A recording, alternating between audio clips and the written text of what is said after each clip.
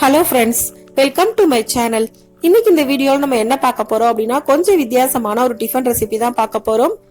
அது என்ன அப்படின்னா தக்காளி அடை தான் பார்க்க போறோம். நான் இன்னைக்கு இந்த அடையில தக்காளி கூட எல்லா விதமான பருப்புகளும் ஆட் பண்ணி பண்ணியிருக்கேன்.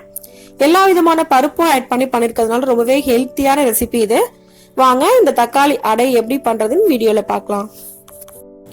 அதுக்கு நான் இன்னைக்கு 2 கப் அளவுக்கு இட்லி அரிசி எடுத்திருக்கேன். அதே கப்ல பருப்புகளையும் நீங்க அளந்துக்கங்க. 1/2 கப் அளவுக்கு துவரம் பருப்பு, 1/2 கப் அளவுக்கு கடலை பருப்பு, 1/2 கப் அளவுக்கு பாசி பருப்பு, 1/2 கப் அளவுக்கு உளுந்தம் பருப்பு. இந்த 4 பருப்பை நம்ம எடுத்துக்கலாம். இப்ப இது எல்லாத்தையும் ஒன்னா சேர்த்து நம்ம கழுவிக்கலாம். 2ல இருந்து 3 தடவை நல்லா கழுவுனதுக்கு அப்புறமா இதை ஊற வச்சுக்கலாம். குறைஞ்சது 2 மணி நேரமாவது ஊற வச்சுக்கோங்க. இப்ப 2 மணி நேரம் போல ஊறிடுச்சு. நான் தண்ணி எல்லாத்தையும் வடிச்சிட்டு எடுத்து வச்சிருக்கேன். இப்ப நான் இதை மிக்சியில தான் அரைக்க போறேன். நீங்க கிரைண்டர்ல அரைக்கிறதுனால அரைச்சிக்கலாம். இப்ப நான் ஒரு மிக்சி ஜார் எடுத்திருக்கேன். அதுல ஒரு 10 பல் அளவுக்கு பூண்டு போட்டுக்கலாம். கூடவே ஒரு துண்டு இஞ்சி அதையும் போட்டுக்கோங்க. 4 பச்சை மிளகாய் நான் காரத்துக்காக ஆட் பண்றேன். நீங்க உங்க காரத்துக்கு ஏத்த மாதிரி ஆட் பண்ணிக்கோங்க. அது கூடவே 3 தக்காளி பெரிய சைஸ் நான் போடுறேன். சின்னதா இருந்தா 4 தக்காளி போட்டுக்கோங்க. இதை முதல்ல நல்லா ஃபைன் பேஸ்டா அரைச்சிக்கலாம். இப்ப நல்லா அரைச்சாச்சு. இப்ப இது கூட நான் அரிசியை ஆட் பண்ணிடுறேன்.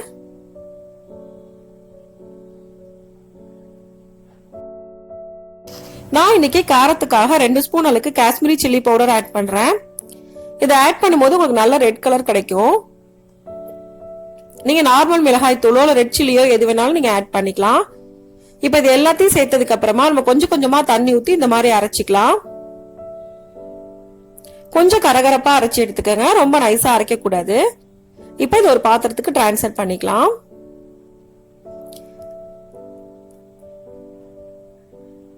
இப்ப எல்லா மாவும் அரைச்சு எடுத்தாச்சு. தேவையான அளவுக்கு உப்பு சேர்த்துக்கலாம்.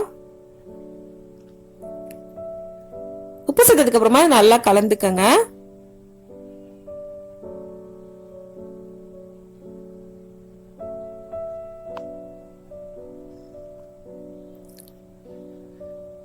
இப்ப இது எல்லாத்தையும் நல்லா கலந்தாச்சு.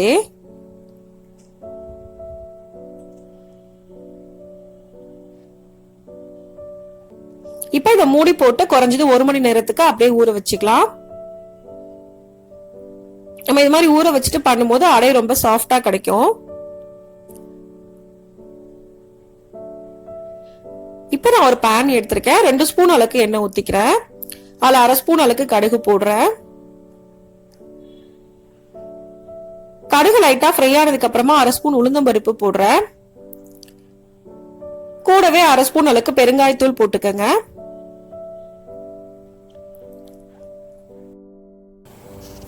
இப்ப இதெல்லாம் நல்லா ஃப்ரை ஆயிடுச்சு. நம்ம வெங்காயம் சேர்த்துக்கலாம். நான் இன்னைக்கு 3 பெரிய வெங்காயம் பொடி பொடியா கட் பண்ணி அதை ஆட் பண்ணிக்கிறேன். கூடவே பொடியா நறுக்குன கருவேப்பிலை ஒரு கைப்பிடி அளவுக்கு சேர்த்துக்கங்க. கொஞ்சமா உப்பு சேர்த்துக்கலாம். இது வெங்காயத்துக்காக மட்டும்தான். ஏன்னா ஆல்ரெடி நம்ம மாவுல உப்பு சேர்த்திருக்கோம். எல்லாம் சேர்த்ததுக்கு அப்புறமா நல்லா மிக்ஸ் பண்ணிக்கங்க. மிக்ஸ் பண்ணிட்டு ஒரு 3 நிமிஷம் போல ஃப்ரை பண்ணிக்கலாம். வெங்காயத்தோட கலர் சேஞ்ச் ஆகணும். அந்த அளவுக்கு நல்லா ஃப்ரை பண்ணிக்கங்க.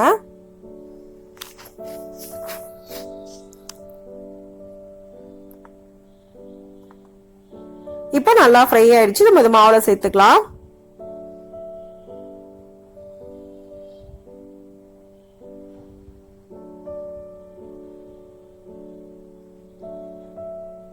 இப்ப இது எல்லாத்தையும் ஒன்னா சேர்த்து நல்லா மிக்ஸ் பண்ணிக்கங்க. எல்லாம் நல்லா ஒன்னா மிக்ஸ் ஆகிற அளவுக்கு மிக்ஸ் பண்ணிக்கங்க.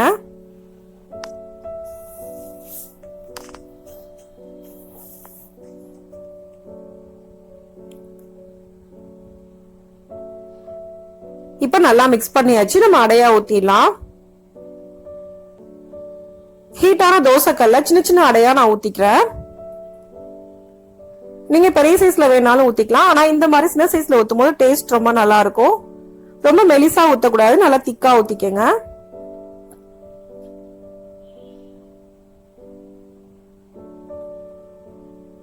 இப்ப நான் கொஞ்சமா எண்ணெய் ஊத்துறேன்.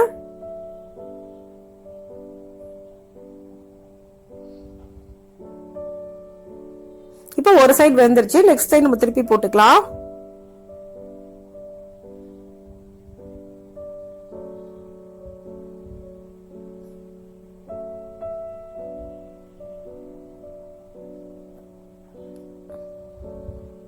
இப்ப மறுபடியும் இந்த பக்கமும் கொஞ்சம் எண்ணெய் ஊத்திக்கலாம்.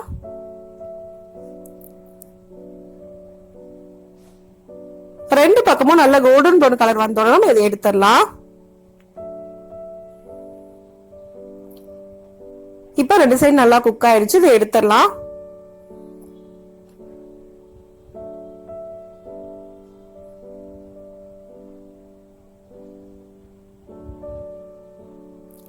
இப்ப இது எல்லாத்தையும் நம்ம எடுத்தாச்சு. இப்ப நமக்கு ரொம்ப ரொம்ப ஈஸியான சிம்பிளான ஹெல்த்தியான தக்காளி அடை ரெடி ஆயிருச்சு.